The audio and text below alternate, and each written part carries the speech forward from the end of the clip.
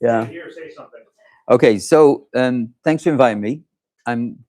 It's appropriate that I'm here at a golf club because 25, I used to be a professional golfer. If anyone didn't know that, and the story behind that is that 25 years ago, as a non-golfer, given a handicap of 36, I was asked at the last minute to go and join a foursome in a charity golf tournament. The bad news was I had to pay $500. They wanted my we only have to count two of your scores, they said. So I went out, and on the 12th hole, I hit a hole in one and won a $35,000 Harley Davidson. No.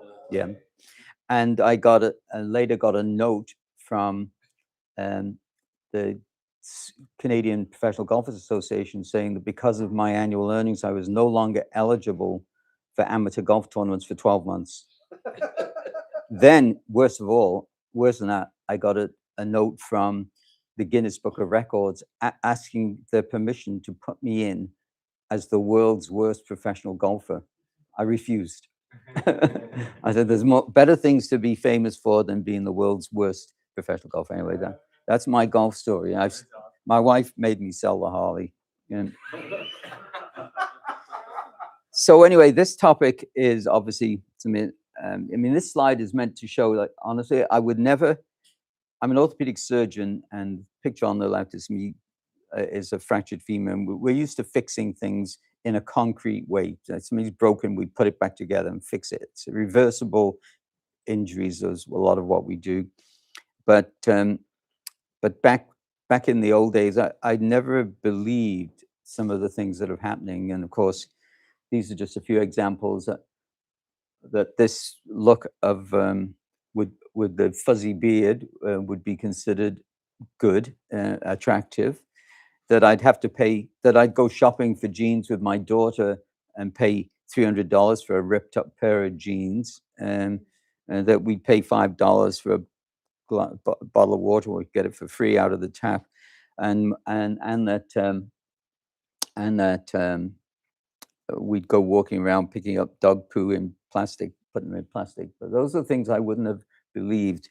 But equally, that we'd be the only country on the planet Earth with a health system like we have, only one. And these are just two. I don't know if any of you are aware of this book, Straight and Crooked Thinking. It was written in 1931 by a psychologist from Cambridge, and it's on logical and straight thinking versus fuzzy thinking. And it's only a small book, so it exposes a lot of the tricks that are used in debates, and then the Mark Twain thing that get your facts first, then you can distort them as much as you like. We face a lot of that. So I was originally from Liverpool in England. I was born in Liverpool 8, which is known as Toxteth.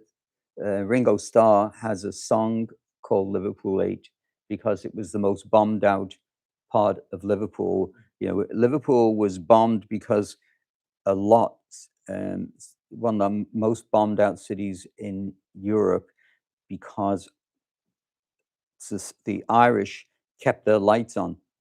And we were on exactly the same latitude as Dublin, so that the Luftwaffe could just fly up to Dublin and go 90 degrees laterally and then drop their bombs on Liverpool. And my house, actually, that I was born in, was the top floor was bombed out.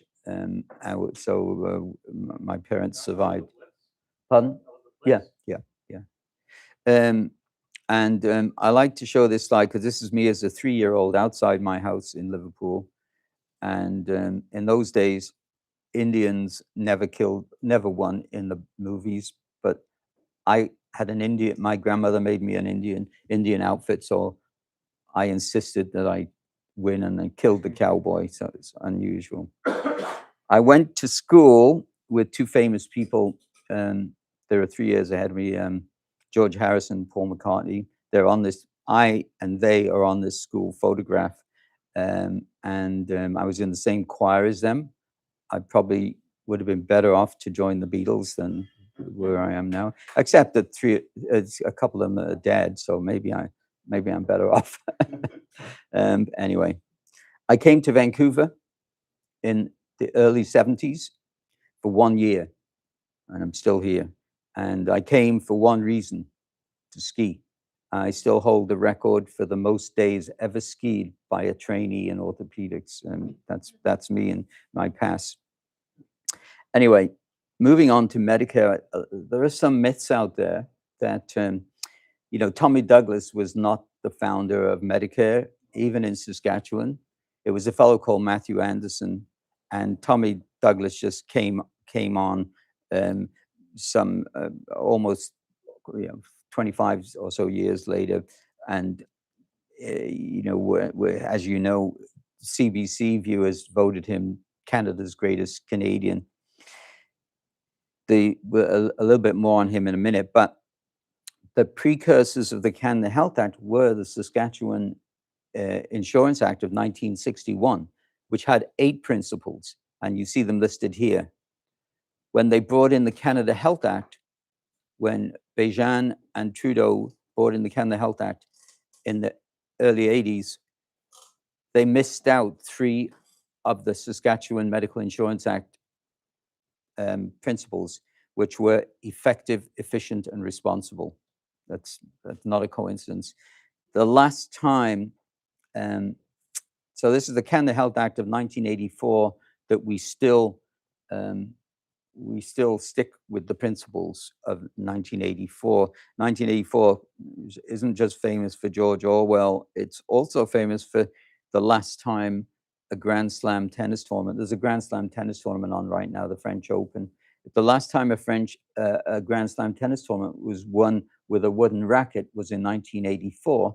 And rackets have evolved over the last 42 years, but the Canada Health Act hasn't.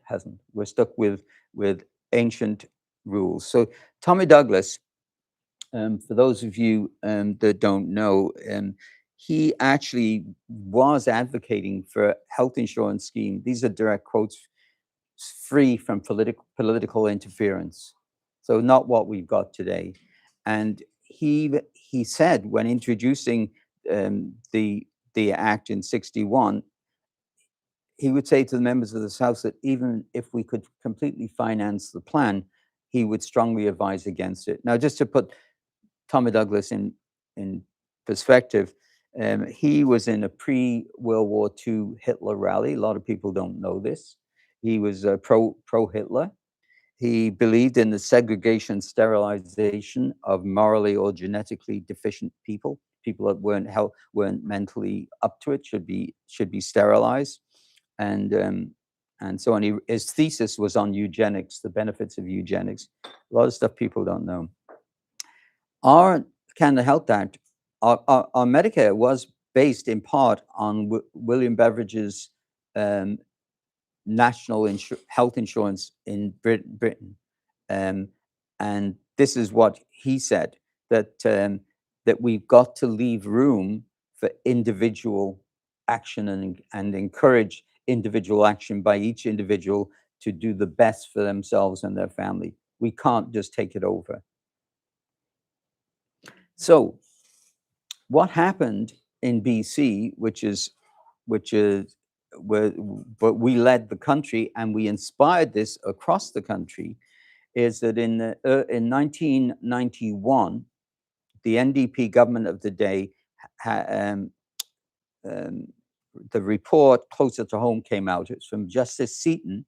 It was an NDP government-inspired report, and the conclusions are of this 2-volume report chaired by Justice Seaton was, these are some of the quotes, that we have too many doctors, there's a supply-induced demand, that a bed built was a bed filled, and the recommendations which were implemented across the country, because other provinces copied the NDP, were that we cut back medical schools which were between 10 and 30% cutbacks. um, and that we stop immigrant doctors and don't let them stay. In other words, the reason why health costs were rising was that there were too many nurses and too many doctors, so let's cut back on nurses and doctors. It's almost like saying there's too much crime, so let's cut the police force. It just didn't. Let's not catch the criminals, then we won't know this crime. I mean, and today it's very irritating for me to hear an NDP government going on about the doctor shortage when they created it. In Ontario, the Premier of Ontario paid the Toronto University of Toronto, gave them a $10 million grant to cut back medical school intake. The other thing that the NDP government did, and these are things that they need to be reminded of, is they formed a company called Interhealth Canada, it's called. The leading shareholders, founding shareholders, were the NDP governments of British Columbia and Ontario and the government of Canada. And this was a for-profit corporation. The chair was a former NDP Minister of Health from Manitoba. It was all NDP. And the plan was to open private hospitals in foreign countries and operate them for profit.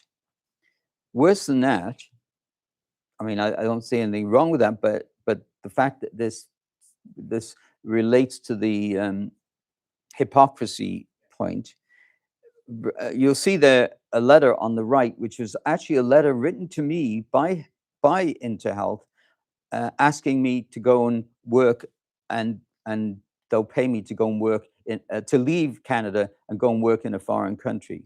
This was in the Middle East. If I didn't want to go, they'd offer me a $5,000 fee for every doctor or nurse I could recruit to go. This is the NDP, this is Interhealth Canada, NDP run place. So anyway, in the mid-90s, early 90s, we decided, a group of us who's had our OR time cut back at the hospital. I previously had 22 hours. I had 22 hours of OR time, as did my colleagues. We had no wait. We were gradually cut back from 22 hours a week to 5 hours a week of OR time, despite me having 450 patients waiting to get into hospital. This was part of the rationing, and that's when we decided, a group of us, doctors and some business people in BC, to build a private hospital. We actually polled the unionized staff at the UBC hospital. 95% supported what we were doing. So I think this goes to show that what a union leader says does not always in any way relate to what union members think. And we have always had the support of the people in the union, but not the leaders. Because the leader, you know, as we all know, I don't know if any of you've read a book called Trinity, there was a time when unions were needed, and that's in times when employers abused. But actually, it's the exact opposite now. The last thing health workers need when they're in great demand is a union. You don't need them. They keep things. They just extract money that should be going to them. So one of the questions we asked the unionized workers, and about 60 of them responded, was, should BC residents be allowed to be treated at a private clinic and pay? 97% said yes. Would you like to work at a private clinic? 92% said yes. The only people that didn't say yes were the shop stewards. Anyway, so we opened this center in and actually, this is the 30th year since we opened this month. So it's 30 years this month since we opened. And we're at 13th and Ash. We're at an old, it was previously a nursing home, and we took it over, knocked it down, and built Canby. And once we started operating, the media actually described it as the best medical facility in the country because we had the most up-to-date equipment. And our statistics, I won't talk a lot about Canby, but we are accredited not just by the College BC, but by Accreditation Canada, which accredits every hospital in the country, every teaching hospital. They have 4 levels of accreditation. We are one of the very few that has the highest level of accreditation standards for patient safety, patient care, patient and the facility. And these are just a few statistics. Public hospitals have 1 preventable death for every 100 admissions. In Canby, we treat over 90,000 patients. Now, we've never had a death. In fact, we have -1 because an unrelated passerby once collapsed on the street outside our facility.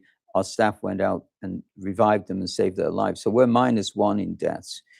You are 40 times more likely to get a complication at a public hospital in BC than you are at a private facility. This is data from the BC College of Physicians, which is now owned and controlled by government. The other advantage was we started to expose costs to the Vancouver General Hospital. And this was because we did contract work for them. We were doing contracts. We don't do contracts now because of our lawsuit. They won't send us anything. But when we started with them, they had no idea of costs.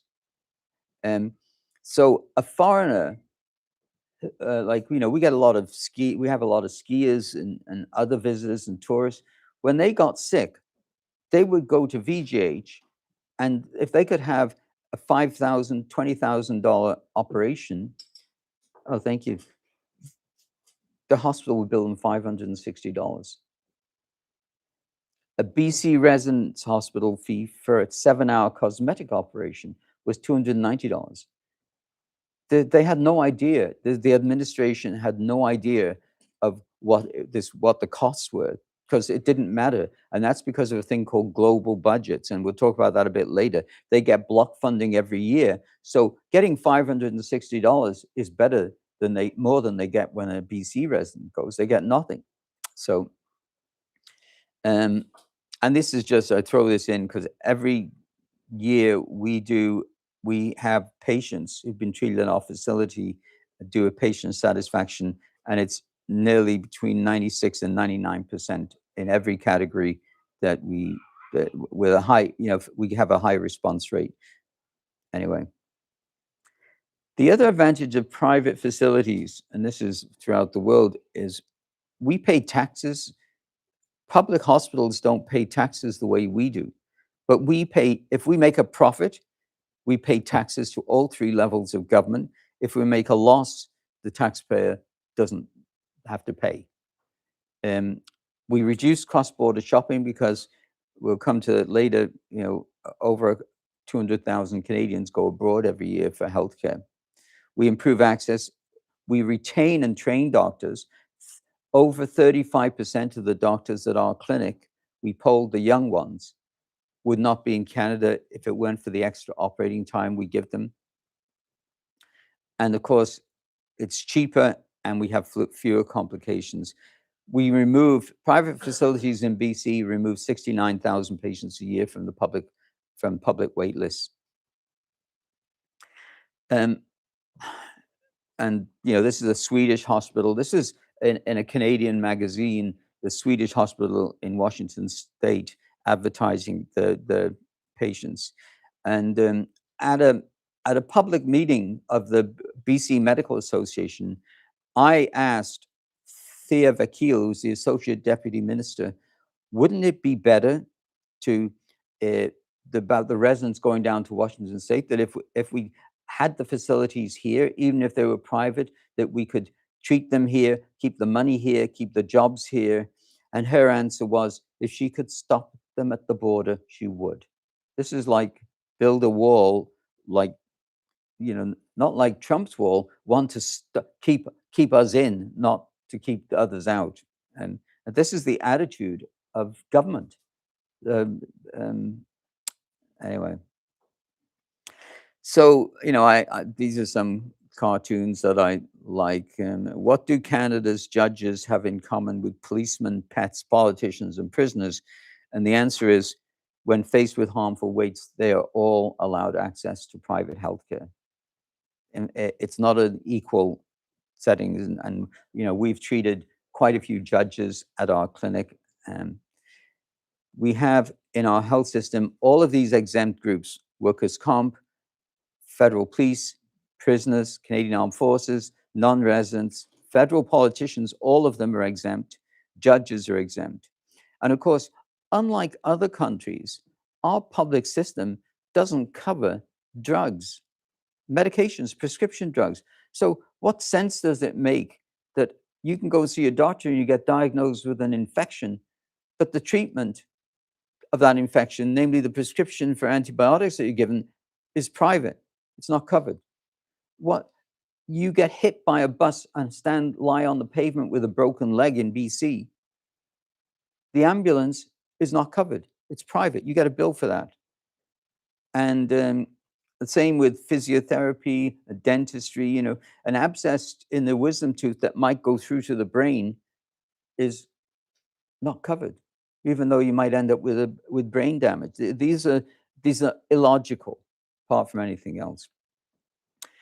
In 1991, I wrote an article in the Vancouver Sun called "The Hypocritical Oath," and it was about the hypocrisy that we face. And one example is Jack Layton, the former leader of the NDP federally.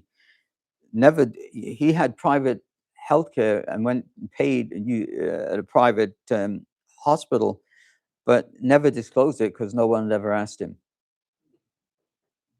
One of my fun things once is that when I was president of the Canadian Medical Association, I was in Manitoba at 2:00 in the morning, and because I was super elite, as he was, but I was higher super elite, I bumped him off the plane at 2:00 in the morning, so he had to wait in Manitoba for another 4 hours in the cold. This picture shows individuals, politicians at the top, who have all accessed private healthcare.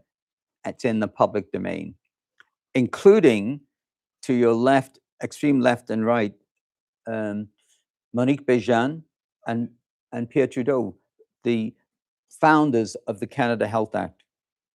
They were, because they're dead now, I can talk about it, but they were, after they brought in the Canada Health Act, they went and paid and had private surgery in Ottawa by a friend of mine who was opted out. This is what we face, this hypocrisy. The bottom, I'll talk about this, when we launched our clinic and our expansion to our clinic, we had protests from a group, I'll talk a bit about them also later, called Canadian Doctors for Medicare. I just got rid of it because I was going to use it, but I stopped. I actually got the website and the name Canadian Doctors for Mediocre, but I let it go. And I was going to use it, but decided not to. But so this is a protest. The picture at the bottom is a protest on the lawns of Cambie Surgery Centre by Canadian Doctors for Medicare. There's about 15 of them. 2 of them, including one in this picture, have paid for private surgery at our clinic. They're protesting against the ability of others to do what they did. That's the reality of what goes on in this world. Shirley Douglas, the daughter of Tommy Douglas, she wrote an article in I think it's the Vancouver Sun or Province, in which she did this quote: "Of all the forms of injustice, inequality in healthcare is the most shocking and inhumane." Martin Luther King. Well, this goes back to Mark Twain. Check your quotes. He never said that. It was completely fabricated. He has never said that. Worse, or perhaps worse, Shirley Douglas is another of the hypocrites who had private healthcare herself. Anyway, I spend a lot of time slamming political parties. Now, you're a political party, I guess, so I should discriminate. But you know, politia it's a way of government administration and management, and I don't think governments should be are very good at administering services like healthcare, car insurance, or what have you, and management. They are experts in management because there are so many of them. And I don't know if any of you know the source of the word management. Yeah, I have a big a double volume Oxford English Dictionary at home. If you look up management, its original meaning, the spreading of manure. So I agree they're good at management. And this was the group I told you about, Canadian Doctors for Medicare, who were protesting at our lawn. They're a national body. And I was in a debate before the UBC Medical School students, undergraduates. All 4 years, they were joining online, the other classes, those that were out of town. And this was a slide put up by the director of Canadian Doctors for Medicare, the leader of Canadian Doctors for Medicare, who I was debating. And he was trying to show that actually healthcare costs aren't rising. And this was the graph he put up. And what he flashes it up, goes to the next slide, but I saw it. And if you look at the bottom, you can see the scales. I took his graph later and sent it to all the medical students. This is what the graph looks like when you make the scales equal at the bottom. He completely doctored the graph to show that healthcare costs were staying. This is what you're facing with these people. They're dishonest. And this is a quote. He actually was interviewed and it was quoted in the LA Times. Robert Woolard, a longtime family practitioner and member of the board of Canadian Doctors for Medicare, has the nimbleness to provide truly needed. This is what he said. Just 6 or 8 weeks ago, I had a patient come in who needed urgent attention to her. She was in severe pain.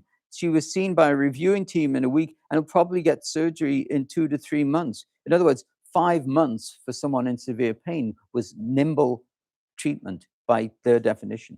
And he would happily be quoted on this. Has any of you flown on Air Koryo, the Korean national airline? Yeah. You have? The North Korean one? Yeah.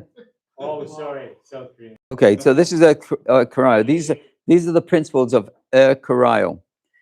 Extracts the funds, dictates the spending, sets the price, owns and controls the facilities, locations, trains employees, regulates and funds the workers, governs how, where, and when the clients are served, determines the level and quality of services, self-regulates, self-evaluates, and outlaws competition. This is exactly the same criteria that our health system operates under in Canada. Air Koryo is considered, and this is the world's worst airline. That's Air Koryo. So this isn't new. I think everyone thinks there's a crisis, it's a new crisis. Of course, it's getting worse. But these are headlines from over 25 years ago in our local media. Heart patients dying on wait lists. Patient dies after surgery cancelled. The BC report, all of those people died waiting for necessary care. The Vancouver, long waits by ambulances so we're given to believe that these are new problems. We're still accepting them as a society after more than 25 years. The data from just a year ago is that 4,500 BC residents died on a waiting list every year. They're waiting for healthcare and they die. The sad reality is it's cheaper for the government if a patient dies. They don't even have to pay for the funeral, as opposed to paying for the procedure. I mean, this sounds cynical, but it's actually true in economic terms. And where do we rank? So Canada, this is a group out of Europe that included Canada out of interest in its ranking of health systems. And we were ranked, they ranked us 23rd overall as a health system alongside European systems. But in value for money, they ranked us last because we were also one of the most expensive. When I came to Canada in the early 70s, we were second in the world in doctors per population, second in the world. Today, we rank 76, thanks to government policy. Thanks to government policy. We don't need to go through all this, but you know, we are, this is a study from the Commonwealth Fund and others. We were third out of 31 countries in the amount we spend on healthcare, 27th in the number, this out of these 30 in doctors, hospital beds, down at the bottom in CT scanners, MRIs, last of 9 countries with wait lists and so on.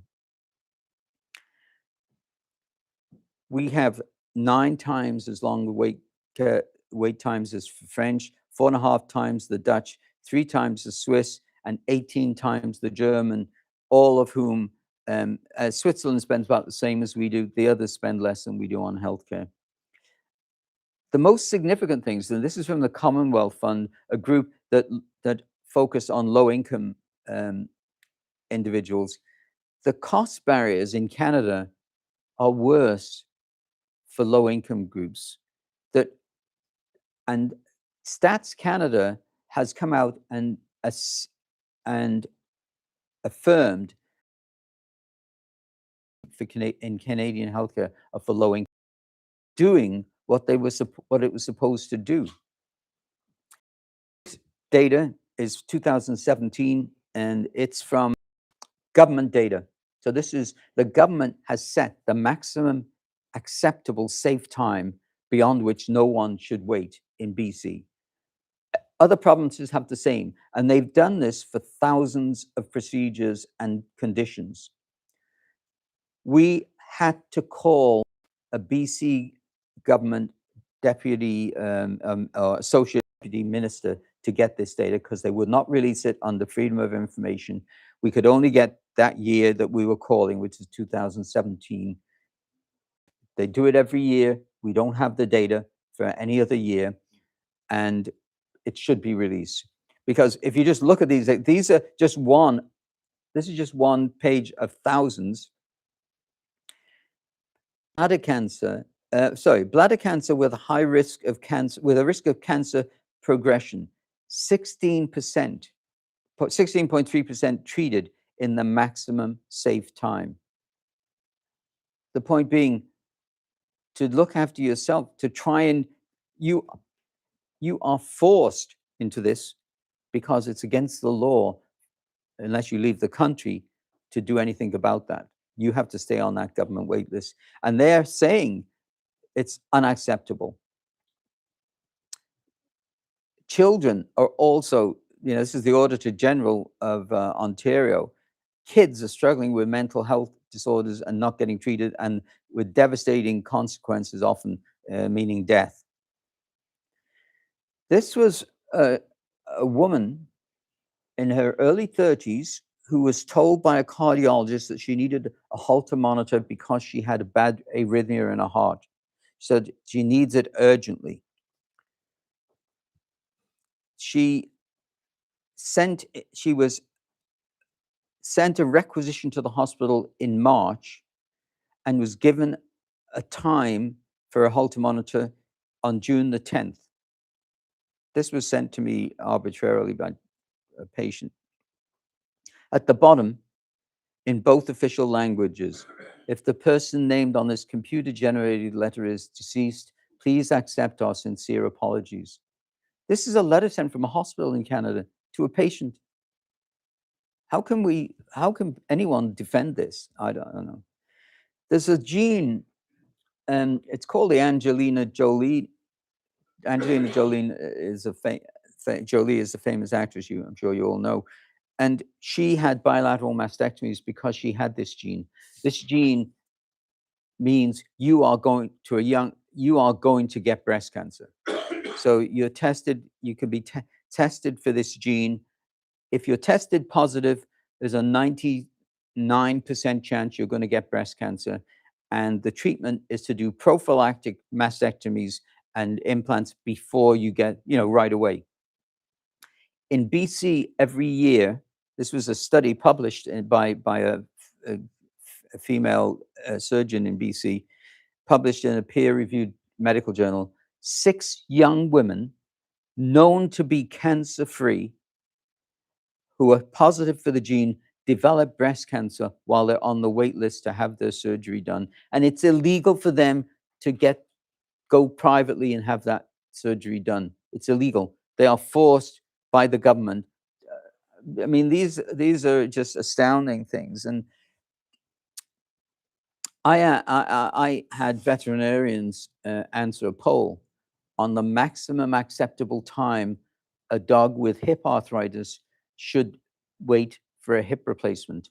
And they said, under their code of ethics, 7 days. You do not let a dog limp around for more than 7 days. In humans, even with the government data, the government maximum acceptable time is 6 months. So it's okay for humans to limp around for 6 months. A dog, 7 days.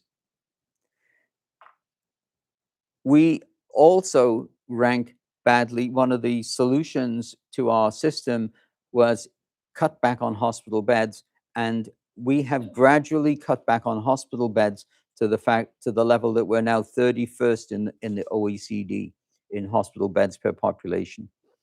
Yet our costs per hospital bed double the OECD average. What do the people think? When polls are done, almost 2/3 of Canadians want a complete rebuild or change. Administrative costs.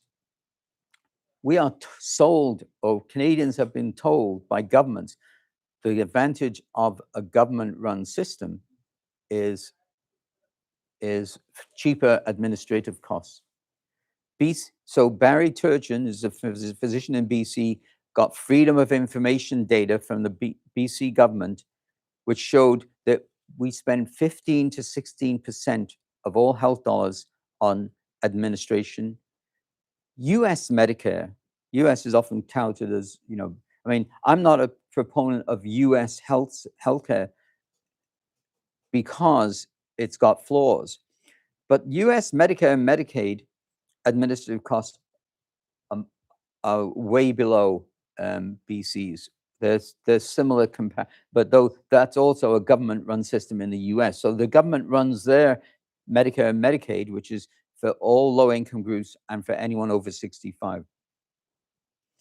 We have 11 times as many public health administrators as Germany does. 11 times. We have 13 ministries of health in Canada, each with a health minister, deputies, and so on and so on. France, with double the population, has 1. This is where the money goes.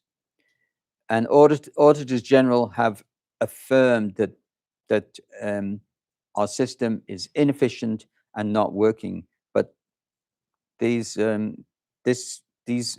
auditor general reports don't get publicity. They don't. This is a former VP of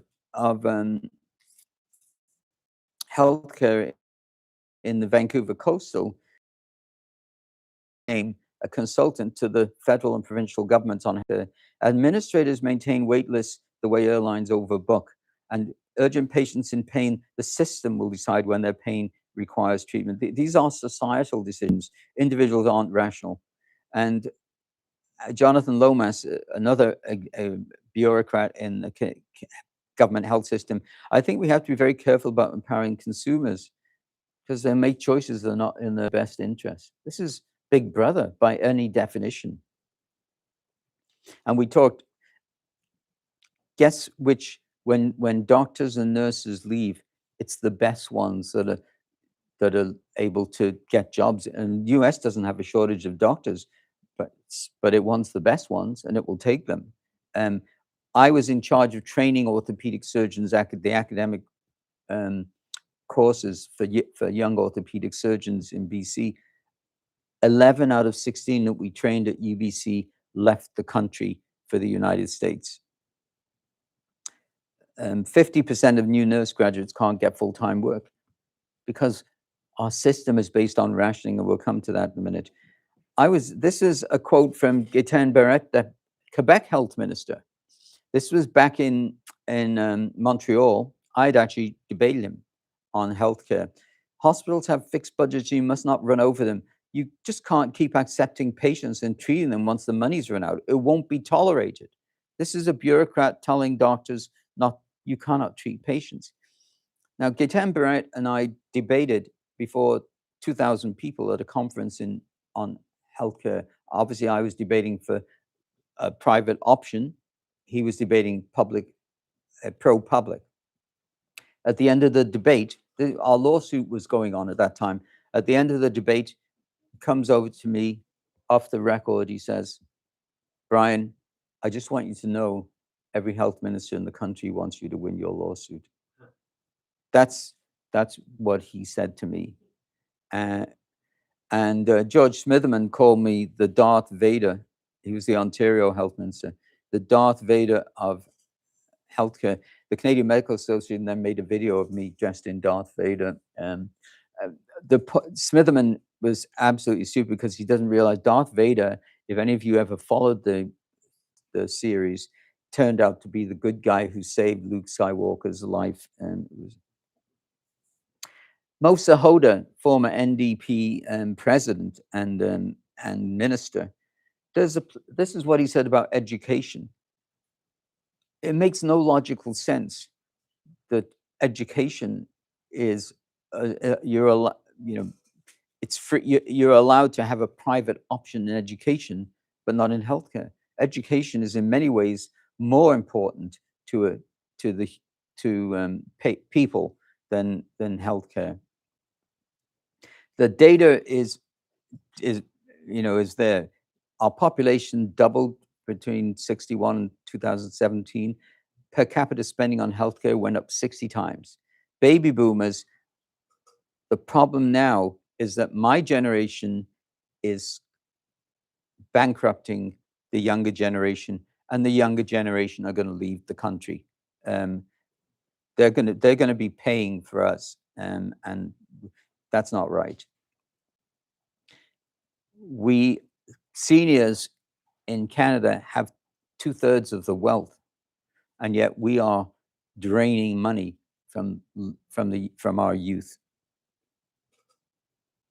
So universality is anti-socialist, and the working poor are actually subsidizing wealthier seniors. I mean, one of the things, like when I went to visit my daughter, who's now a lawyer, when she was in law school, I would get free ferry rides to go and see her. So young people in BC are paying for me to have a free ferry ride, just because I'm over 65. Yes, we have to look after low-income seniors, but not Conrad Black doesn't need free ferry rides. He doesn't. It's stupid. We have to have a means test. This is another Calgary Herald headline. Administration at the Calgary Health Region argues accurate cost accounting requires a diversion of effort better spent elsewhere. This was the hospital service reduction at the Ottawa Hospital. This is nationwide. Significant savings are realized if you close the hospital. Yeah. And this crisis is before we've gotten into all the new advances. There are many new advances coming out. They all are going to cost more. And there is no way that our government limited funding can pay for it all. That's a reality. The OECD, You know, it's not a political organization. It's all of the developed countries, 30 odd developed countries. Market-orientated mechanisms reduce the cost of hospital funding. So having the funds follow the patient, even in a public system. In BC, that doesn't happen. So that if any of you go to a hospital in Canada, you are using up the annual budget because they get all their budget in a block fund, global budget, April 1st every year. So every patient is an undesirable to the chief financial officer. You are consuming the hospital's money. The last thing a hospital wants, if it's to be financially successful, is a patient. And they don't, you know, anyway, this is the reality. We know from economic studies that I had done when I was president of the Canadian Medical Association, that it's cheaper to treat people quickly. So the wait lists are a self-replicating hazard, because as you keep people waiting, the cost of their treatment goes up because they deteriorate, unless they die. So it is true, you know, as you probably know, we're the country's leading, the world's leading MAID country. We can, per capita, we kill more people with MAID than any other country. And it saves a lot of money, because to treat people costs a lot. To let them die, it's free. For procedures alone, the economic cost of waiting, not the suffering, in just 4 out of thousands of procedures per year in Canada, 14.8 billion, looking at just 4 procedures in 4 provinces. Just to, our shareholders, founding shareholders, are often attacked for being profiteers from the sick and health and unhealthy. The reality is, our founders have contributed, you know, some of them are dead now, but they paid over $200 million in donations to the public health system in British Columbia. The new St. Paul's Hospital is being built downtown. 2 of our shareholders bought that in trust for, you know, quite a few $1 million over 40 years ago. They sold it for the same price when it's worth $750 million. They sold it for 25 million that they bought it for 40 years later. And these people get attacked for profiteering from the public system. No, they're supporting it. You walk into VGH, there's a Maureen and Milan Illich pavilion, and so on. Anyway, I'll skip that. Chowley was the case. I'm just going to quickly go through our case. I'm going a bit over.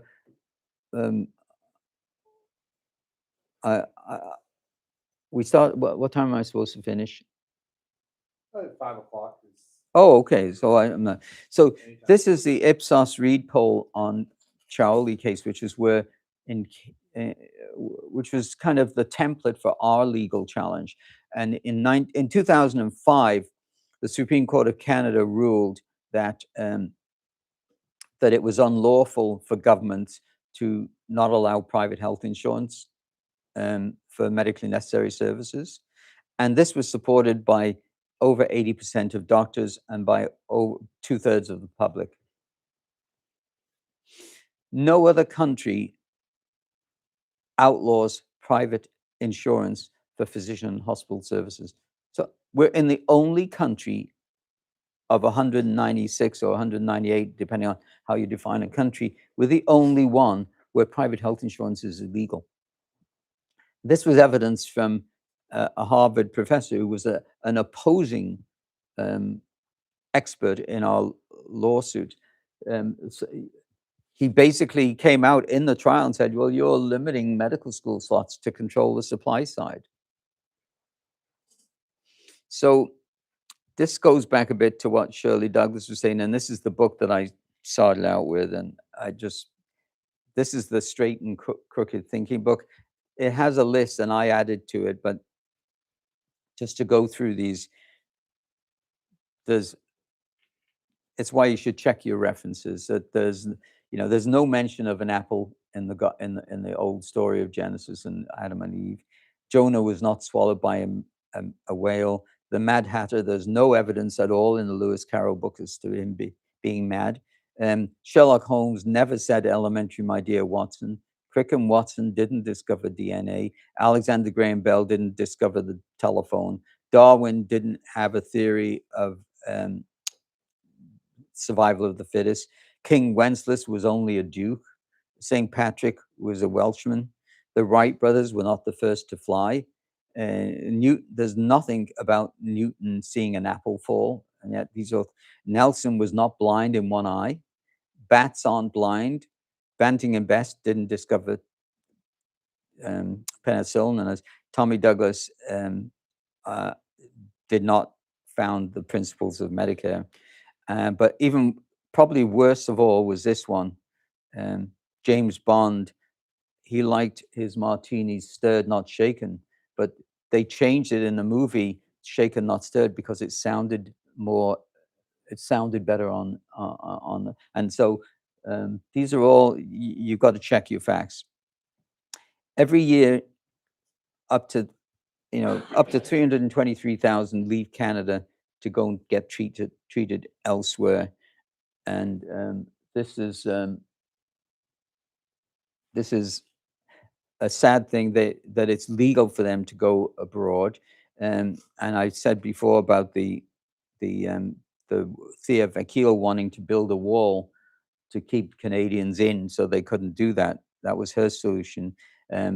This was a book by Mark Britnell, a British health expert, who wrote on the world's top health systems, how we could take apart from each of these countries. Let's learn from each of them, because Canada wasn't in the list to learn from.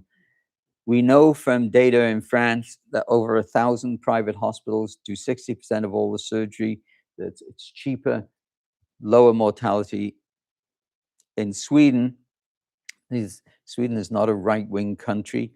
When they increased privatization in the late 90s, nurses and doctors' salaries went up. Hip replacement weights dropped from 45 to 50 weeks down to 3 to 10. Heart surgery dropped. Lab costs went down 50%. Nursing homes down. Ambulance costs down. And it was strongly supported by the trade unions. That was in Stockholm. In Gothenburg, GNP on health fell, waiting lists dramatically down, and so on again. There's a fellow who was the vice president of the Royal College of Surgeons of England, gave a talk once saying that the Canadian health system is the most rigid and oppressive to physicians in the free world. I changed it to it's the most rigid and oppressive to patients in the free world. The other point is that foreigners, non-residents, have rights in your jurisdiction that you don't have. How much sense does that make? The plaintiffs in our trial include, we don't often hear about them. It's always talked about as the Canby case in this private clinic, but there were 6 patients, 3 of whom were children, 2 of whom died while we're waiting for the trial. Our trial was basically asking these 2 questions. Should all Canadians suffering on wait lists have the same rights under the charter that the Supreme Court of Canada granted to Quebecers? And then secondly, is it lawful for a government to legislate itself a monopoly that on the funding of care and promise timely access and yet not deliver it, and then outlaw your right to care for yourself? An opposing expert in our trials basically gave evidence that it actually there's no evidence that it's harmful to have private insurance. But our judge came out and said, one of the things that this shows you the kind of level of the judiciary in many cases is someone pointed out that in parts of Australia, there is where there are the longest wait lists, more patients have private insurance. Our judge deduced that meant that private insurance caused long wait lists, not the other way around, that people got private insurance because if there were no wait lists, you probably wouldn't get private insurance. But then when this was pointed out to him, he says, well, it's a strong correlation and that doesn't matter about cause. And this was the level of intellect that we had, Judge. These are quotes from the judge in our trial. These symptoms of pain and so on are subjective, and individuals have different levels of tolerance. You shouldn't rely on patients' subjective, unscientific assessments. Harms that they allege are subjective. Statements made by a patient are only admissible for the fact that they were said, not for the truth. And in other words, ignore patients. They're not relevant. Contrast that with the BC Appeal Court, which actually turned us down, rejected our thing, but I've been told privately by judges, they just wanted to pass it on to the next level, which was the Supreme Court of Canada. They were afraid because they are promoted by the very government that we were attacking. So if you're a BC Appeal Court judge, you probably want to be on the Supreme Court of Canada. So are you going to attack the group that might give you that promotion? And these are the quotes. We're not examining what might be the best. That's beyond our means. Wait times are caused by government rationing. The trial judge, they criticize, the system is intentionally under-designed to achieve fiscal sustainability. That waiting inherently carries the risk of death, and yet they still refused to give us our judgment. Opposing experts said that the Canada Health Act did not outlaw private healthcare. And another government expert, there's no association between private insurance and whether wait times go up or down, and so on. It's a serious mistake to argue, which is what some of the government lawyers are arguing. So these were from opposing experts supporting us. And Patrick Monahan, who is now a judge in the Appeal Court of Ontario, basically completely agreed with us. But we when you go to court, you get stuck with the judge that you're that's appointed. And one of the interesting things, and this was argued in our case, that in the Carter case on assisted dying, which is made, Canadians were given the right to die without pain and suffering, and I described our challenges as being about the right to live without pain and suffering. Again, Supreme Court of Canada refused to hear our case for they did not give any reasons, and the answer is fear. This was Claude Castonguay. Claude Castonguay was the founder of Medicare in Quebec. He has come out completely against the state monopoly since he found it. Anyway, the last thing I'll talk about is the fact that the United States has over about 57 private medical schools. These are non-state schools. Yale, Harvard, Columbia, Dartmouth, Stanford. These are not second-rate medical schools. These are pretty good medical schools. And I was a visiting professor at Yale once, and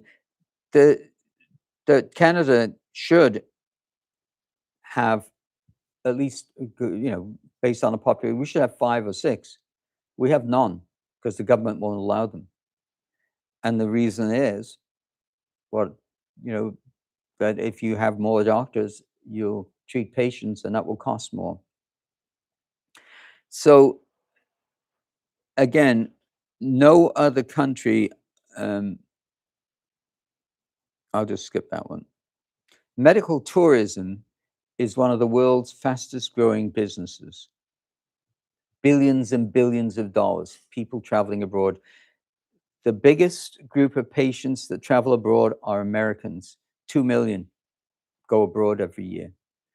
The United States, I think we're still the biggest trading partner of the United States, or first or second.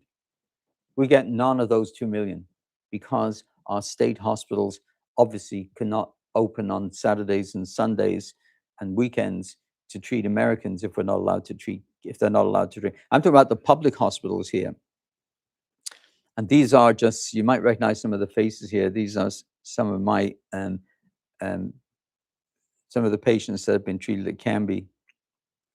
And I personally have treated lots of soccer players, including Manchester United players. They used to travel all the way here for this. But medical tourism is potentially a massive new industry for Canada. It's a clean industry.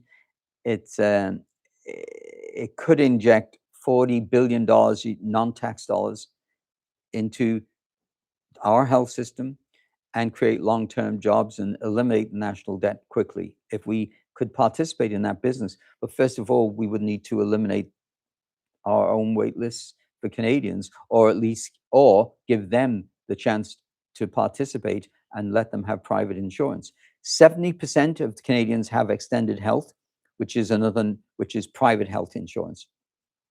Those companies could easily extend that to cover medically all the medical services. In Britain, Bupa, which is one of those insurance companies, it charges a couple $65 a month for private health insurance. So it wouldn't add a lot. And since most of those 70% of Canadians that have extended health have it through their work, it actually would not cost very much at all. The other thing is the premiums for that extended private health could be funded or subsidized for low-income groups. So 70% already have extended health, 30% don't. Half of those 30% that don't bother because they're wealthy. So the other half, the 15%, is because they can't afford it. They could be subsidized. So these are the top countries benefiting from medical tourism right now. And of course, Canada isn't one of them. In Britain, the public hospitals open and treat foreigners and private patients and use the money to treat NHS patients. They use the profits, dirty word, but they use the profits. We saw, The Economist has shown that healthcare is a profit. This medical tourism business is something we should embrace. And Cuba, a communist country, in one small hospital in downtown Havana, an orthopedic hospital, generates $20 million a year US and uses the money to treat Cubans with the profits. And this is me with, I like to show this to show my socialist connections with this is me and Fidel doing a book signing. And below, the person in the middle is Fidel's son, Tony. And there's me below with Tony having a glass of wine and a Cohiba cigar. So this is an operating room slate from Canby Surgery Center. I've blacked out all the data, but you'll see 4 Albertans, 1 US, and 1 workers' comp patients. So this is 1 day of operating. Albertans can come into British Columbia and other, people from other provinces, and they have legal rights that you don't have. And I use the analogy, how would you feel if an Albertan could cross the border and drive through red traffic lights and drive at 120K in 30K zones because the laws don't apply to them? They only apply to British Columbians. This is bizarre, but it's the law. Going back to the First Nations, what's interesting is they are 100% supportive of private healthcare.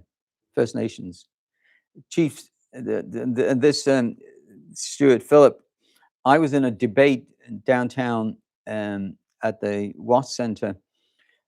Not a debate, I was just guest speaker of former Premier Campbell. And at the Watts Center were all of the MLAs, all of the MPs from BC, all of the mayors from BC, and all of the First Nation leaders. And Adrian Dix, who some of you might know, he was leader of the opposition at that time, leader of the NDP. I gave my talk for about 15 minutes, and the chair then opened it to discussion, and all the NDP hands went up. Adrian Dix was first, so he kind of slammed what I'd said, but then says, "Okay, next." And then the next hand was Stuart Phillip, and he stood up and said, "You know, I agree with everything Dr. Day said. This is not, the government shouldn't be controlling my body." And guess what? All of the NDP hands went down because none of them wanted to argue with the First Nations. So it's interesting. The Enoch Cree Nation in Alberta, and I helped them with this project. They've very soon, in the next month or two, are opening a 200-bed private hospital in just outside of Edmonton.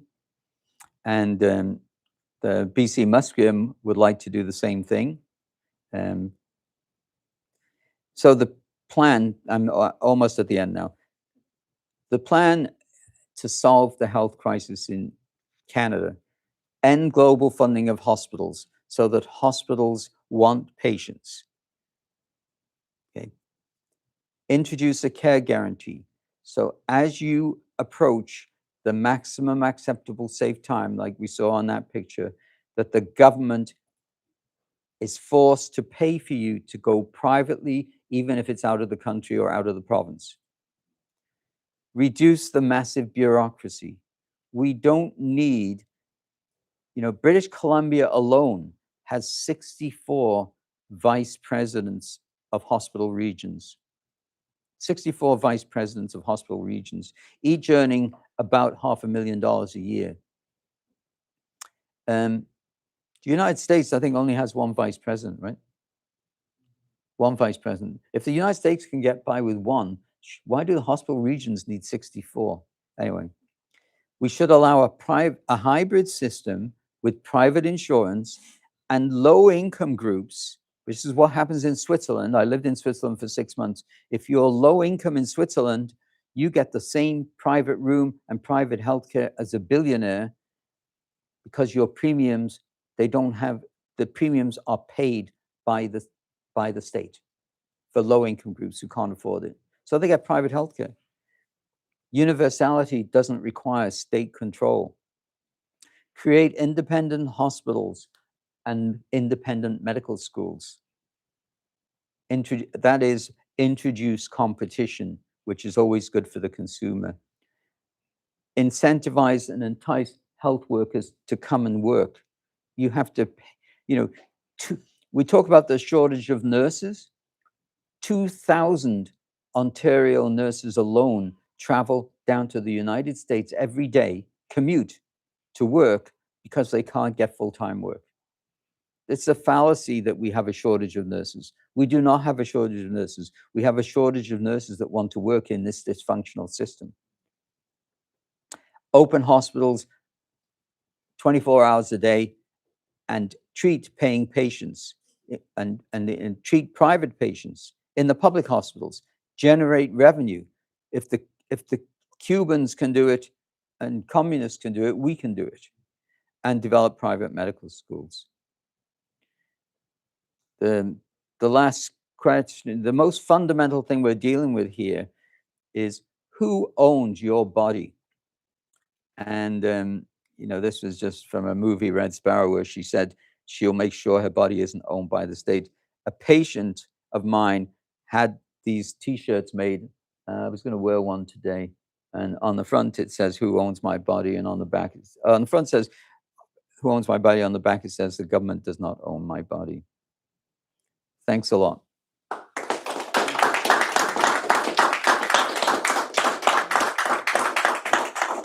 I'm just having a little bit of vodka now, if that's okay. Little, you're in this. Okay, anyone have any questions, comments? We got 10 more minutes at least, but yeah, please, anyone, nope. You made the point about Maine. Wondering if you have any further comments on that or Well, feelings are- so here's the thing. I used to work. I used to work in a before I went into orthopedics as a junior. I was a junior resident trainee, and I worked on a breast cancer unit for 3 months. And some of those patients had terminal breast cancer and with mets in every bone and no chance of survival, and were in extreme pain. So the rule was, this wasn't to me, it's you gave those individuals painkillers, and if the dose required, if they were in severe pain, and the dose required of, say, morphine or heroin, because we used to use heroin in those days, was such that they died, that was the way to go, because you cannot let someone who's incurable with a life expectancy of a week or two die in pain. But when it comes to, say, mental illness, I'm completely against it, because I'm completely against MAID, because we know the stats from attempted suicide. If you survived a suicide attempt, the stats show that nearly every single person who survives is glad they survived.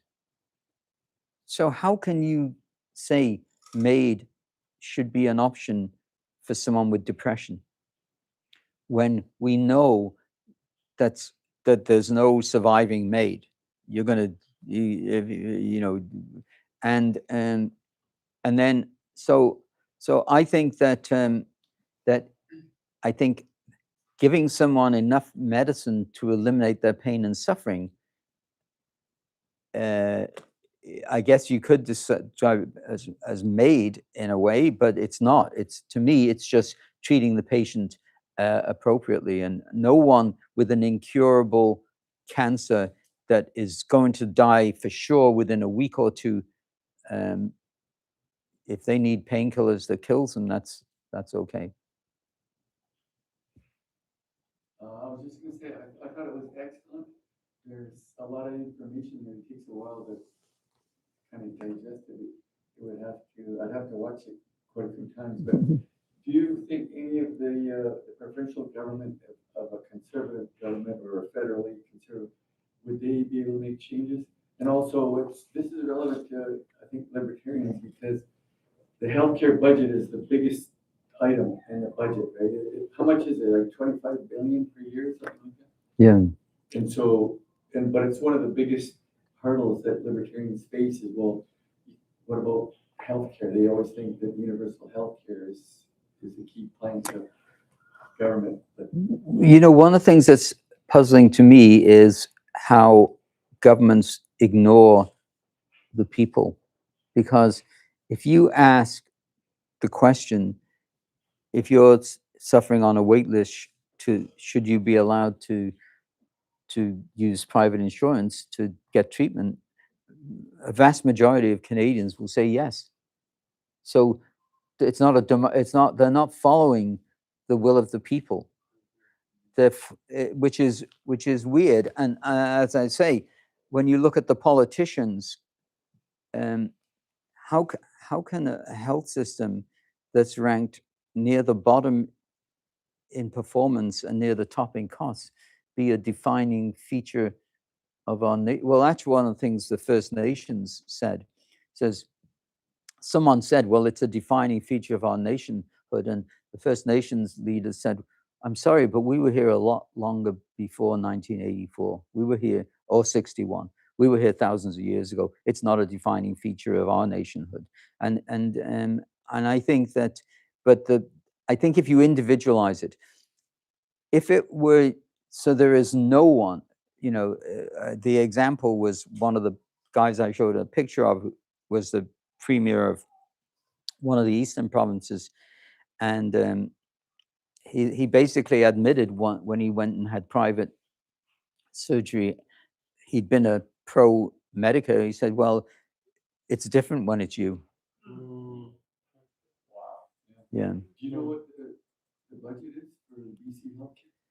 I don't offhand know, but I do know it's a significant percentage of, and even that you can't, you're getting the money from government. I don't trust anyone. Why As wouldn't Harper or Care Collier? Harper might have, I think, I don't know. The only person who actually was going to do it was Gordon Campbell until he got his drinking thing problem. But he was going to allow it, and what he was going, as I was saying earlier, that he was going to do a reference decision to the Supreme Court of Canada, and this is the old Supreme Court of Canada, basically the same court that did Chowley, and say should in Quebec, British Columbia, and of course they would have said yes, the same court. But then Christy Clark came in, and she was not. She was afraid of the issue, and politicians are afraid of the issue, even though, I say, the data shows that when it's them or their families, they change their mind. Question about the supply. Are doctors allowed to work for clinic and also somewhere else? Can they work for MSP and still? Yeah, but yes, now, because we don't treat British Columbians anymore. But I'll just expand on that. We don't, but so this is the new thing that is happening, and it's again. I talked about the Albertans coming here and having rights that we don't have, but now we have a new way around it, and that is Alberta surgeons will travel to British Columbia and operate at our clinic on British Columbians, and that's happening right now. And that's legal. Doctors work in Alberta? Well, yeah, I don't know. We could, yes, because if you're from out of if you're a patient, you see, as long as you have a license to practice, you can work. But if you're enrolled in the medical plan, then you can't. So you can't bill MSP. Those Alberta doctors are not billing MSP. But it's not really a solution. I think you need health insurance, because healthcare. I really think this needs to be expanded, like the Cubans have, and like the British have, and the Norwegians and the Swedes and the Dutch, that our public hospitals could be generating, instead of generating being a cost item, they could be generating profits by treating people with private insurance and treating Americans. Imagine 2 million Americans they're going to Thailand and Europe and even India and Mexico getting hip and knee replacements, and we have unused capacity. As I said, they talk about a shortage of doctors, but that's because it's deliberate government policy, and the courts have said that. It's not just me saying that. The courts have ruled that. So these seem like cost covering measures. I just want to touch on, so I remember, I'll never forget sitting in an economics class when I came back to Canada, and we talked about, again, the health system, and then that we've got this balloon of boomers working through the system right now. So we basically got a basketball that's got to fit through a straw as far as our infrastructure that we have. It's a thin edge of the edge. Now, the oldest baby boomers are my, but there's they're going on from people born in 64 to 46 to 64. There's a lot of people, and they're going to get, the reality is, as I said, I've so far cost the health system about $250 because I'm healthy, but it's very unlikely I'll go through the next 60, 70, 80 years. By the time I'm 150, I think I'll have costed a bit more. So there's this massive problem, and we're sitting there as students thinking, okay, like, what's the solution? Where are we gonna go? And it was just such a massive level of magnitude and expense that no one wants to make a move, again, politically, and so nothing's prepared, and now they're trying to react when they can, and it's scary to see, like, you're made, that if again, you're no longer a liability, and if that's the cause of those decisions, they're just covered by, I don't wanna have pain. But to be so rigid in your policy, again, quite often you'll follow the money. And so if you've got, like, in the States or wherever, you got lobbyists that they're gonna lose money. So is it like healthcare providers and private companies that are gonna get affected by this? It's the union leaders are the biggest advocates, and as I pointed out from my slide, not the unionized workers. We have a lot. Most of the nurses working at our clinic belong to the trade union because they also work at the hospital. But a lot of our nurses the opposite of, we haven't drained nurses from the public system. We brought them back because a lot of our nurses are part-time. They've got 2 or 3 kids. They can't work in the public hospital. They won't give you a full-time job unless you'll do Saturday night overnight call and be in the hospital. Not call, but be there. And a lot of young mothers and young women in their 30s and 20s and 30s they've got 2 young kids. They don't want to be working overnight, but they can get a babysitter in and go and work a 7-hour day shift. But the government won't give full-time. The government won't give flexibility to the workforce in the way that we can. And we've got a couple of nurses who've been with us since we opened, and they're 70 years old now, but still want to work. They enjoy it. So one of the major speed bumps that we got in any kind of change would start fundamentally with the labor. And yeah, but as I said, we're 2,000 Ontario nurses. We don't have. If you look at the data on nurses per population, RNs per population, Canada is above the middle group. We've got more than the average. Not so for doctors, but then we could easily be in the we could, we are. It's a policy, government policy, to close and cut back medical schools, and to say, oh, now we're going to add another medical school in Surrey. Well, too little, too late. What they should do is say, okay, let's see if Harvard, Yale, Columbia, Stanford will have a satellite medical school up here. We were going to, with Gordon Campbell again, I had negotiated with Campbell and the medical school, UBC, a private medical school on Musqueam land, on the First Nations Musqueam land, and it was going to be built. The dean, they were going to get a UBC medical degree. They were going to pay,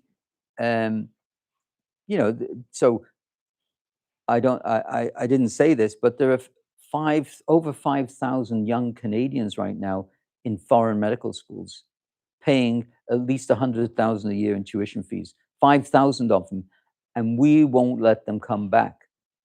We don't let them come back. And 50% of them don't come back because they're young and they meet a partner for life in whichever, in Ireland or Australia, like something like 500 Canadians are in Australian medical schools, and similar number in Ireland. The second part of that question, identify what's holding us back, but now what could turn as far as making this happen? And you mentioned that you had a political ally in Campbell. Could our current leader federally, Mark Carney, having such exposure to the private business, private industry, private equity, be potentially a stimulant that we need federally to incorporate private income and private rules to engage this? I don't think I think he personally would be in favor of it, but he wouldn't do it because there are enough people in his caucus that would not agree. And I think Poilievre would, but I don't see him. I don't, Carney's doing enough center and center right stuff to keep him at bay. But I think Poilievre would do it. I think, you know, I think Rustad would have done it if he'd been premier. But I think what's her name, Daniel Smith is 100% supportive of all of this, but she's going in little steps. Yes. I'd like to thank you for a very honest report. It's unusual to get that. But also I'm noticing that as people age here, they don't want to remain in Canada. They feel they're expendable because people have gone to a physician with pain in the back and he suggests killing them. Mm-hmm. And this particular woman went somewhere else and got cured. Is doing well. So I think we've come a long way from do no harm to kill the sufferer. Yeah, So, it's sad. It's sad. Yeah, yeah. Might be kind of big in scope, but you mentioned some really interesting and kind of disturbing facts that most of us are pretty shocked by and somewhat familiar with. And then you've also mentioned countries like Cuba, which are communist or socialist, and they're doing things that we're not even doing. 52% of hospitals in China are private hospitals. So you remind me. I'm going to tell you a little anecdote after you. So my question is, what's the, like me, I got a science background like yourself, and I'm always looking for cause and effect, and I'm hearing the effect, like sort of the symptoms of the problem. So my question, I guess, is what is the unique combination of policies in Canada that is putting us so low on all these charts? Like, why is this not happening in countries that are similar to ours? But why is it not even happening in countries like Cuba? Like, what is unique about us that puts us where we are? That we are the only country on the planet Earth that outlaws private health insurance or private funding for medical care. Well, why are we applying it? So that's a government policy. Government believes that its monopoly is there. That, you know, I don't think it's surprising. I can't think of any monopoly in any field that serves the consumer of the service or product well. Not one monopoly. But if I were to drill into that just a little bit, policies ultimately result of politics and lobbying and what voters vote for and what politicians say. So why are we supporting this? How did it? How did it even get into law in the Because first place? it's a bit of a cultural thing, you know, Canadian. So, yeah, so what is unique about us? Why are we Yeah. against it? Why are Canadians? But they're not. 64% are in favor of it.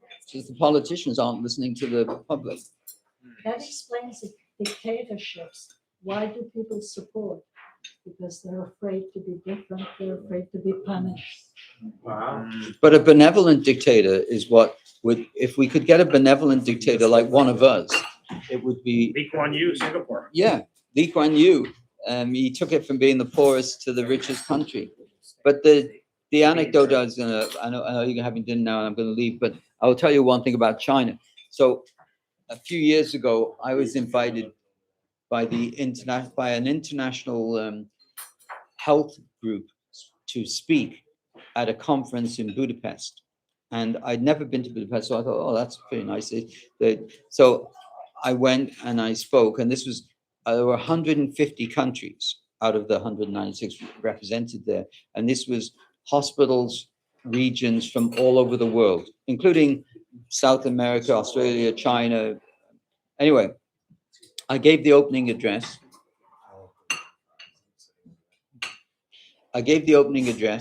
And after I finished, the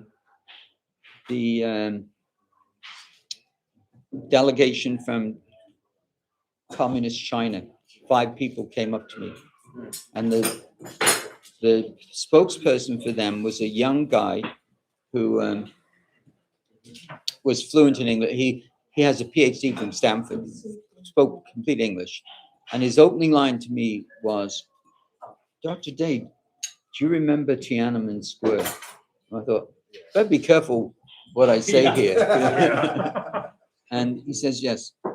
He said, Well, they say there were 100,000 protesters against in Tiananmen Square. Said if the Chinese government tried to outlaw private healthcare, there would be 100 million protesters. Because in our culture, we do not believe that the government owns your body. That's exactly what he said. 100 million. So, and that's when I Googled China hospitals. Found the majority of hospitals in communist China are private. And as they realized their shortcomings at one point, and they knew the only way to get ahead is to allow private access. Yeah. Dr. Day, just wondering, in your experience with all of this, 10 years of litigation, Mhm. do you think this whole experience has made you more libertarian in your views? No, I've always been that way. And, I tell you, Treasurer. no, I'll tell you, we talked about it earlier when we were talking about politics. I worry, I think no logical person could argue with any of the principles that I've seen from the BC and the federal Libertarian parties. My only trouble is splitting the vote. The only time that I've been in Canada that there's not been an NDP government in BC has been when all of the center and center right groups have been together. And whenever there's if there were a liberal party, if there were a BC Liberal Party as well as a BC Conservative Party, then the NDP would be the next government. And so I think I worried about One BC, the party One BC, because they started to grow a little bit, and then I thought they're going to ensure an NDP. Now I will say. It is a practical reality, right? That Well, I mean, I know that there was a movement during the last federal election. A lot of people on the progressive side that they said, usually we vote Green or usually we vote NDP, but you can't this time. You have to vote Liberal. Otherwise, conservatives are going to get it. So I definitely agree that it is a strategy. And what do you think of Poilievre? I think that he is a snake oil salesman, but he definitely is a great contrast to some of the other options that party's put forward in the past. So better than any since Harper. I think he's smart. I think he's a good smart. debater. It's a good debater. He understands his economics, for sure. One of the things I've found that's a little bit unfortunate is a lot of politicians, and I think even voters in Canada, they use the example of the United States as an example of failed private healthcare. And I don't actually think U.S. healthcare is a free market private healthcare system. No, in the it's not. place. So they're not comparing. They don't understand U.S. healthcare. Yeah, they don't understand it, and they're not using examples like, say, South Korea and Singapore. I lived in Singapore for a couple of years, and although I'm not an expert on it, I would say they're not using the right examples. They're cherry picking, which is there's a logical fallacy there of using the United States as like, oh, private healthcare doesn't work. Look at the United States. Well, that's not private healthcare. Well, they've got major, in the U.S., and I know a lot about. I used to be the president of an American specialist society. Mm-hmm. The problem there is, I shouldn't hit on lawyers again, but because two of my kids are lawyers now. And I have 6 kids and no doctors, but 2 lawyers. But the problem is to be an obstetrician in Philadelphia, you pay $600,000 a year in malpractice insurance. Right. So that drives up massive costs. The juries will give out, $50 million in pain and suffering for someone who's got a headache after a book fell on their head. That is not the health system. But I can tell you, at its best, there's a reason why sick politicians in Canada go down to the Cleveland Clinic, the Mayo Clinic, and so on, because at its best, it's really good. But the problem is it's overly overpriced, partly because of malpractice, and also it's not free. Like, they don't have interstate competition. They have, many of the states are they're on their own, and I think it's not a free market system No, at it's all. not. And it's expensive. One of the big causes of being expensive, insurance being expensive, is the malpractice premiums that doctors have to pay, and they settle. Dr. Day. Yeah. Don't want to be rude. Can we order you supper? No, I've got to go to a birthday party. Oh, we're holding you That's- up. Yeah. You look like you're having lots of fun. No, I got to go to a birthday I'll party. say, my dog unfortunately was diagnosed with a heart condition in January. And without getting into the fact that Canada has absolutely nothing to treat him, we're currently looking at options in Gainesville, University of Florida, veterinary medicine, and Yokohama. The cost of, now I don't know if this is applicable, but in veterinary medicine, the cost of getting his surgery done in Florida is $50,000 US. In Yokohama, it's 15,000. It's the exact same surgery. Yokohama, Japan? Japan. Okay. How do So, you get your dog to Japan now? sorry? How do you get your dog to Japan? Well, we'll fly there. Obviously. Yeah, I mean, it's the same with in healthcare, and doing a hip or knee replacement in say Moldavia is cheap compared to Canada, but there are many reasons for that. One is the manufacturers of implants will sell an implant to some of those countries for $500 that they charge $5,000 for in Canada or the US. Right. So they make the manufacturers, and it's the same with drugs. Drugs can be very expensive in the US and Canada, and very cheap in some of the European countries or Middle East countries, and it doesn't make sense. But also, I think with the US, so the malpractice is a big thing. Right. So in Canada, that's one of the things that is not a big issue, because every doctor in Canada is covered by the Canadian Medical Protective Association, and they have a policy that they defend every case that they don't think is malpractice.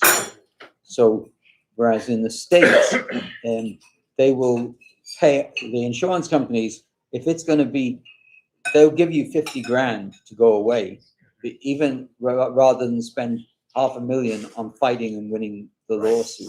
So they settle settle just to get rid of it, and that encourages more and more. Whereas it's very unusual to have a malpractice case in Canada compared to the States, because obviously not every surgery.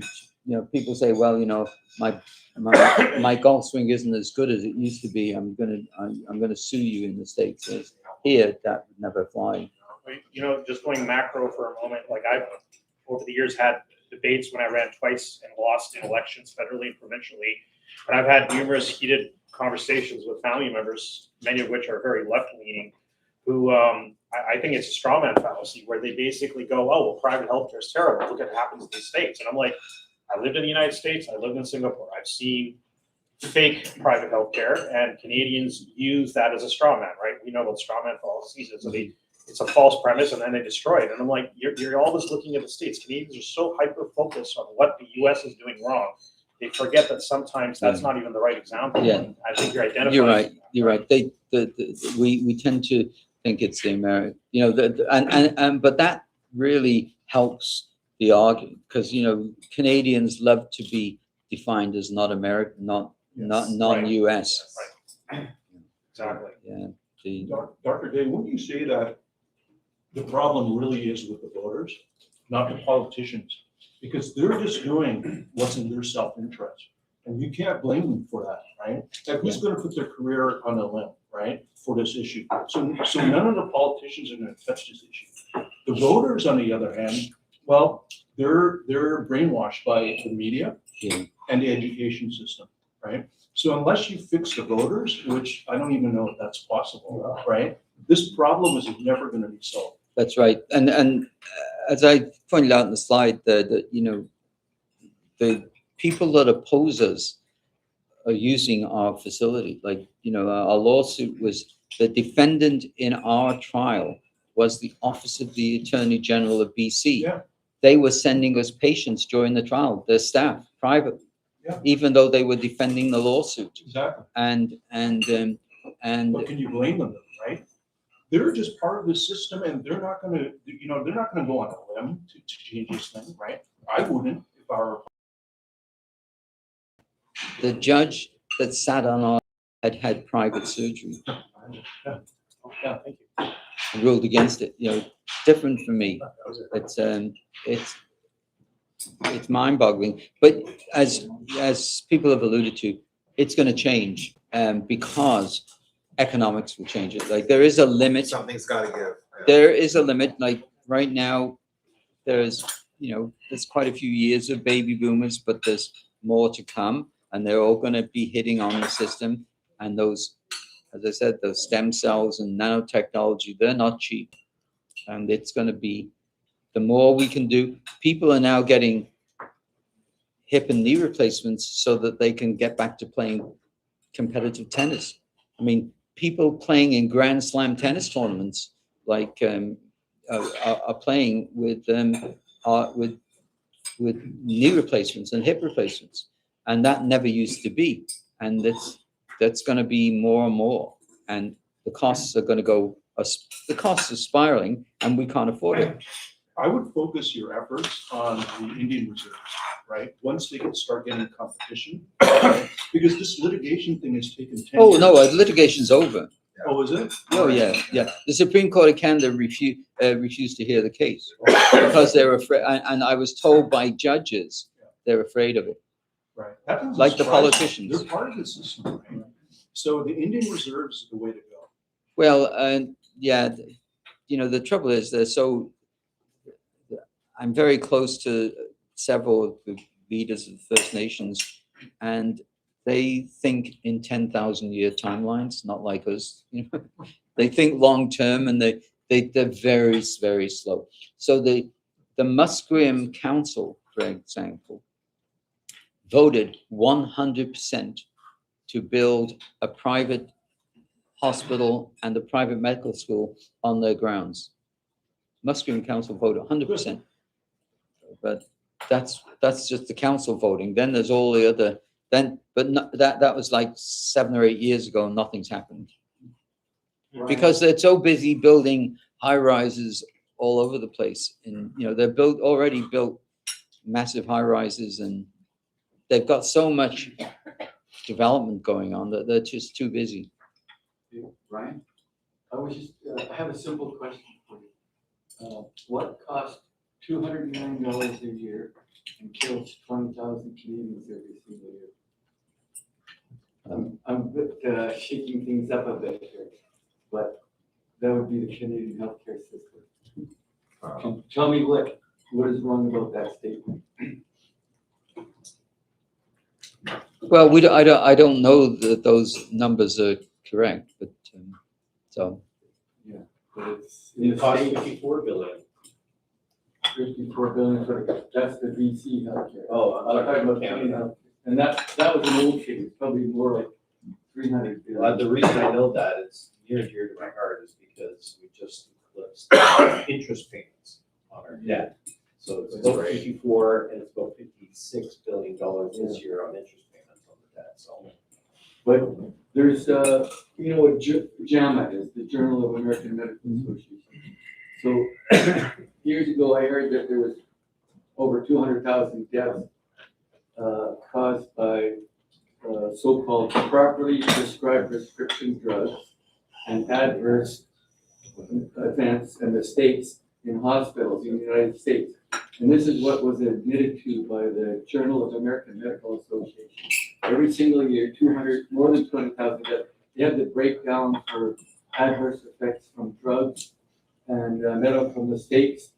And but the alternative medical community says it was actually more like 3 times as much. And that was We don't 20 know the years data ago. for, you know, I did put up the slide of, 16% of people with bladder cancer likely to progress are treated within the maximum safe time. That means 84% are not, and probably going to die. But the government is not giving that data out. Not only are they not giving it out, they are not giving it out under freedom of information. So in our trial, we got that 2017 data. We had to call a hostile witness from the Ministry of Health to have that put in.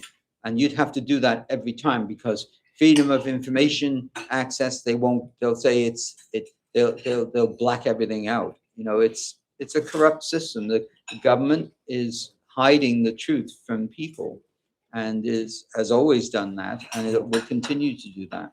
And we don't know the true data. We only know what they let us know. Well, you mentioned in your clinic, you had 0 deaths, so that's Yeah. a huge improvement. I mean, for every Oh, they're here. 100 hospital admissions in Canada, there's one avoidable death.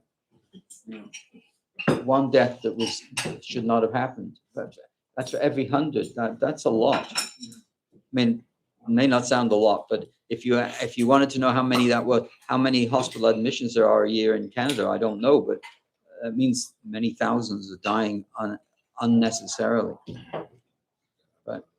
So what are the magical steps forward? What needs to happen in alignment? I think that's what I think number one, if you make the money follow the patient. So in other words, take away this global funding and you'll find out the hospital regions won't have, Vancouver General Hospital has 13 vice presidents. They don't need 13 vice presidents shuffling paper. And they will say, guess what happens when a patient that goes to the emergency department brings revenue? And I'm talking about just the public system now. If a patient going to St. Paul's brings, say, $100 of revenue from the public system to the hospital, the emergency department doesn't get the money up front every year like they do. Then there's an incentive to want those patients in your hospital. So you would have St. Paul's Hospital competing with Lionsgate and Richmond and VGH, wanting you to go to their emergency. Guess what? The one with the shortest wait list, the most efficient, the one that will not keep you on a stretcher for 10 hours is the one you'll go to, and that's the one that will get the most revenue. And so the chief financial officer will say, you can't keep people waiting that long. And the hospitals that don't keep you on a stretcher and give you a hospital bed right away, they'll get more patients and they'll get more revenue. And so the bad hospitals will be punished. It makes, it's absolutely, and as I say, we're the only OECD country that relies on block funding. So that you go for a hip replacement. When you go for a hip replacement to VGH, you are using up the money. So what is the incentive for you to get? I have letters, literally, from hospital administrators when I wanted to bring in new equipment that would help. I'm talking about the public hospital, UBC hospital. Said this is going to be very good for patients. They're going to come in and go home within one day instead of taking 3 or 4 days, and they're going to have the surgery. And oh no, we don't want that. And they literally said, we don't. That's going to mean we're going to have to do four times as many cases. We don't want that because it's using up their money. Dr. Dave, even within your colleagues, right, other doctors, a lot of them are pretty socialist. Right? That's my 84% of doctors were in favor of the Chowley decision across the country. That's 84%. So a lot of them are in favor of the 84% privatization option. are in favor. Yeah. They're in favor of a privatization option. Yeah. Really, because that's the opposite of what I heard. I thought that a lot of That's what the Canadian Medical Association did a poll. 84% All right. supported private And so I was insurance. lied to by the media, because my impression from the newspapers is that most Canadian doctors are in favor of public No. sector. You can't believe any media, and the only media you can believe now is the independent media, right?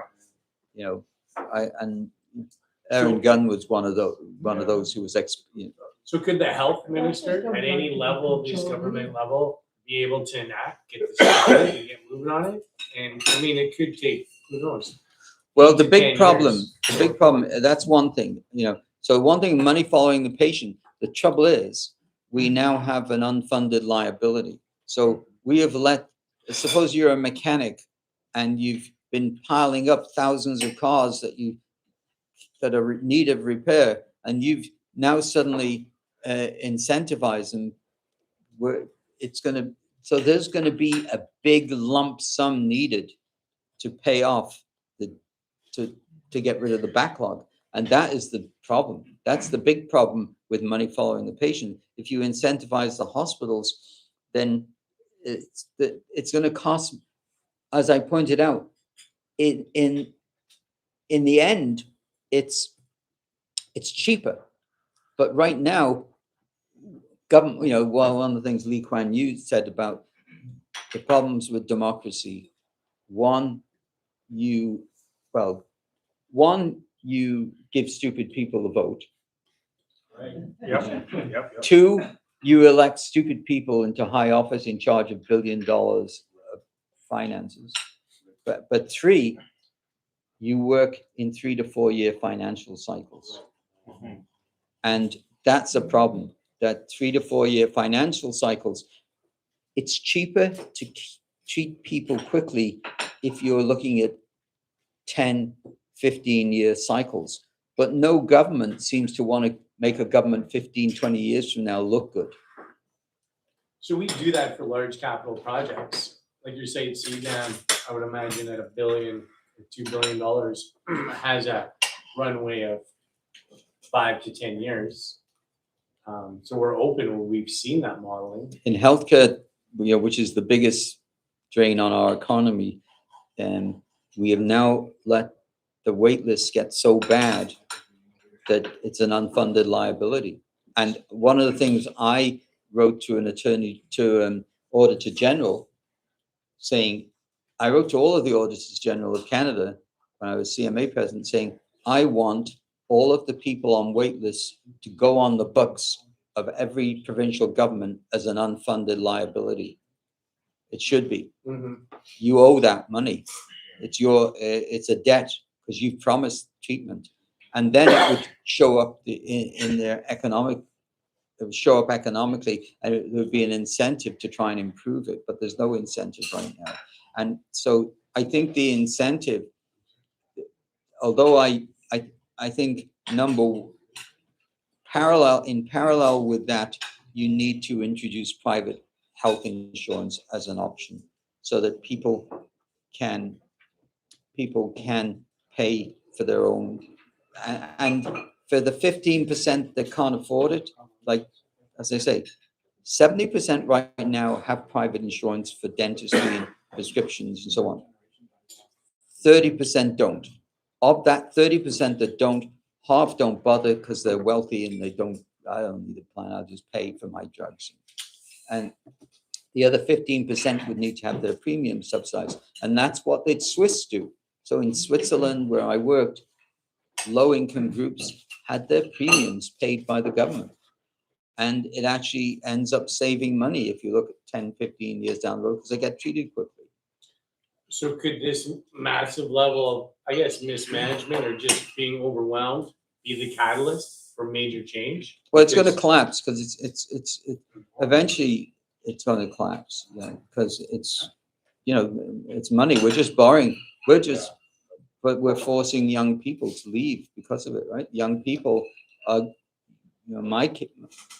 all 4 of my kids are in technology, and they're all looking to go to Austin, Texas. And they're all in their 20s and 30s. They're all looking to go to Austin, Texas. No state income tax. They get to keep their money. They're paid in US dollars, and they can afford to buy a house. And those are the people that are supposed to be generating the money for us to retire, and get our pensions. There was a show, I haven't really watched it properly, but it's called Silicon Valley, because you were talking about tech. And in one of the episodes, one of the programmers made an AI that was a little too overzealous with optimization of what it does. And just going back to what you were talking about, MAID, well, okay, it's efficient. It's an efficient system if you just let people die. Well, this AI decided that the best way to fix software bugs and optimize bugs away was to actually delete the software. It's obviously a absolutely logically flawed system, but it achieves a goal that's not well defined. But that's the only way to get some of those unfunded liabilities off the books. Right. Wait for them to Yeah. die. It's also a good way to get rid of the system and start it afresh. Sure. Okay, I better go to my birthday party. Thank you very much. Thank you very much.